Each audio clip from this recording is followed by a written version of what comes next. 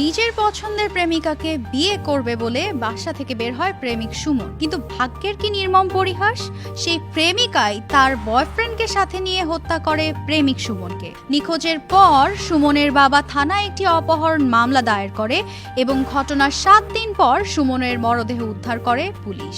শেরপুর পৌর এলাকার বারাকপাড়ার নিমতলায় নজরুল ইসলামের ছেলে সুমন শেরপুর সরকারি কলেজে লেখাপড়া করত এবং একই কলেজের শিক্ষার্থী শ্রীবর্দী উপজেলার কাউনের চরের আজিমপুরের মাস্টারের কন্যা আন্নির সাথে প্রেমের সম্পর্কে জড়িয়ে পড়ে। আন্নি একই সাথে সজবরখিলা মহল্লার ফোরকান পুলিশের ছেলে রবিনের সাথেও প্রেমে জড়িয়ে যায়। আন্নিকে বিয়ে করতে চায় সুমন, এতে করে বাদ সাধে রবিন। পথের কাঁটা দূর করতেই খুন করার সিদ্ধান্ত নেয় ঘাতক রবিন ও আন্নি। ওই একটা ছেলে আর একটা মেয়ে পরিকল্পিতভাবে এই ছেলেটার আইনে এই জায়গায় মারছে আর কি, প্রেম ঘটিত বিষয় আর কি। এটা পরিকল্পিত হত্যা আর কি, 3বার আর আনছিল আরো মারার জন্য আসলে। কাল নাগিনি আমার বাবারে ভালোবাসতো, বাবারে 4 তারিখ থেকে পাইনি গো। সেরি ডাক্কে নিয়ে গেছে বাবারে, সেরি ডাক্কে নিয়ে যাওয়ার পরে সেরি আছে, বাবা নাই। এই সেরির ফাঁসি চাই, আমার বাবার আত্মা শান্তি পাক, সঠিক বিচার চাই, সেরির ফাঁসি চাই। গত 4 তারিখ থেকে আজ পর্যন্ত 7 দিন থেকে আমার ছোট ভাই নিখোঁজ।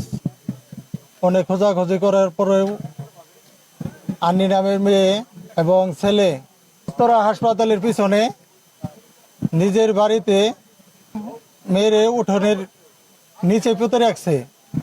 আমি আন্নি এবং ওই ছেলের ফাঁসি চাই। এইদিকে শেরপুরের পুলিশ সুপার বলেন, ঘটনাটি খুবই চাঞ্চল্যকর।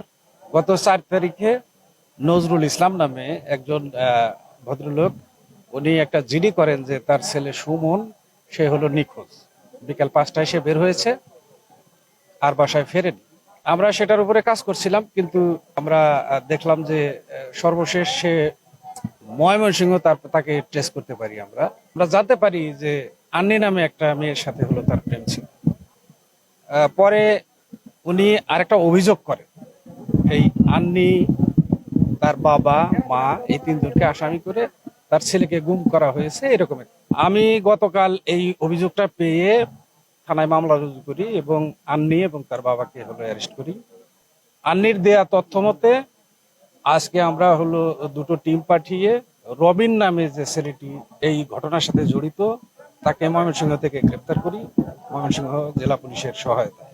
এই রবিনের দেয়া তথ্য মতে, তার শনাক্ত মতে, দেখানো মতে, আপনাদের উপস্থিতিতেই তার যে বাড়ি, সেই বাড়ি থেকে দেখলেন যে হলো সুমনকে মাটির নিচ থেকে আমরা হলো তুললাম, তাকে মেরে মাটির নিচে পুঁতে রাখা হয়েছিল।